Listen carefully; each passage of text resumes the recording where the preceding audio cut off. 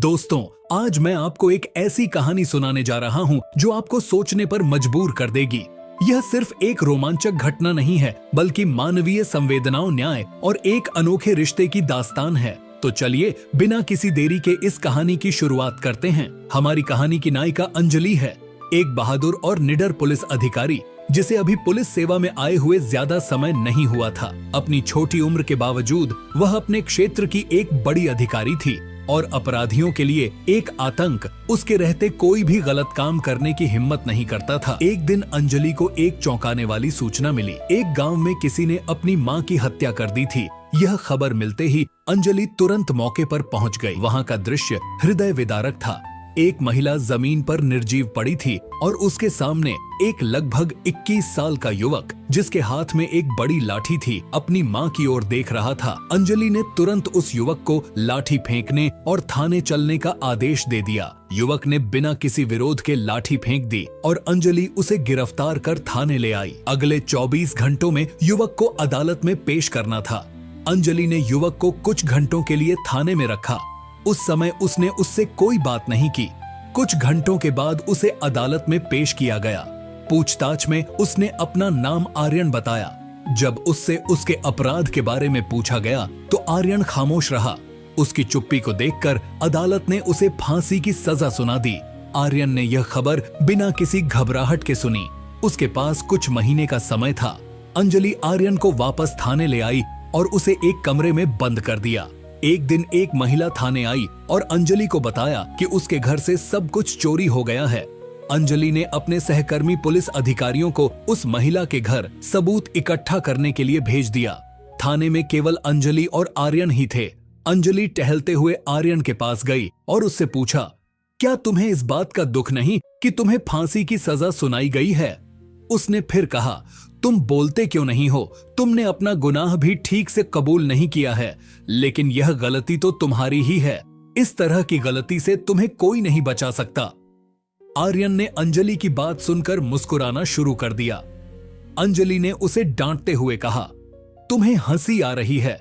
तुम्हें इतना भी दुख नहीं हो रहा कि तुम्हारी मां तुम्हारे कारण इस दुनिया में नहीं है। तभी अंजलि को एक फोन आया। उसे उस चोरी की घटना की जानकारी मिली। अंजलि कुछ ही देर में उस औरत के घर पहुंच गई। वहां पहुंचने पर पता चला कि चोरी उस औरत के बेटे ने ही की थी। अंजलि ने उस मामले को वहीं सुलझाया और वापस आ गई। थाने लौटते ही अंजलि को ऊपर से आदेश मिला कि अगर आर्यन की कोई अंतिम इच्छा हो तो उससे पूछकर बताई जाए। अंजलि आर्यन के लिए चाय लेकर गई। चाय देते हुए उसने कहा, तुम्हारे पास केवल 2 महीने बाकी हैं। यदि तुम्हारी कोई आखिरी ख्वाहिश है तो बता दो ताकि हम उसे पूरा कर सकें। आर्यन ने बड़े आत्मविश्वास के साथ कहा, मेरी आखिरी ख्वाहिश यही है कि मैं एक कुंवारी लड़की के साथ एक रात बिताना चाहता हूँ। यह सुनकर अंजलि को गुस्सा आ गया, लेकिन उसने धैर्य रखते हुए कहा, तुम्हारी ख्वाहिश बहुत बड़ी है और यह सही नहीं है।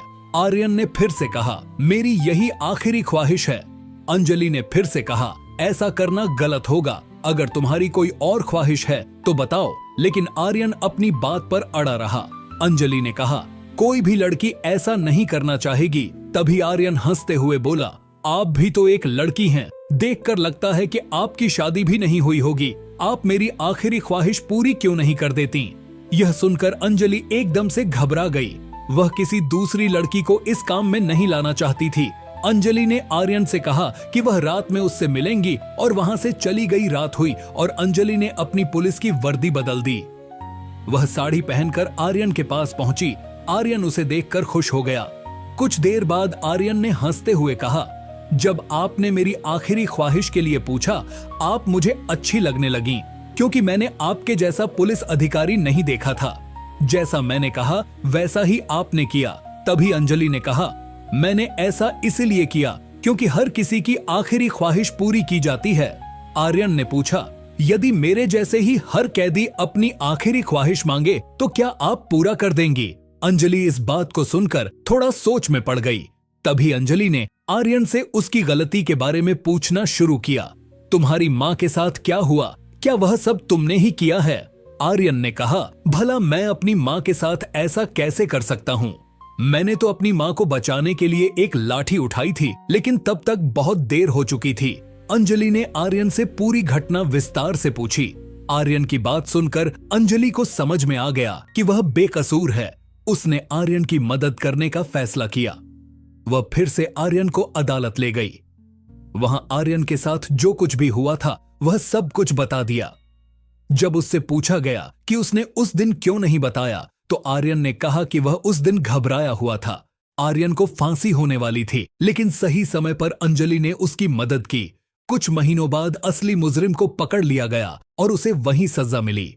इस घटना के कुछ दिनों बाद अंजलि और आर्यन ने शादी कर ली, जबकि अंजलि आर्यन से 3 साल बड़ी थी। मेरे प्यारे दोस्तों, यह घटना यहीं समाप्त होती है। यह कहानी हमें सिखाती है कि कई बार जो दिखता है वह सच नहीं होता। न्याय और मानवीयता का सही संतुलन ही हमें सही राह दिखाता है।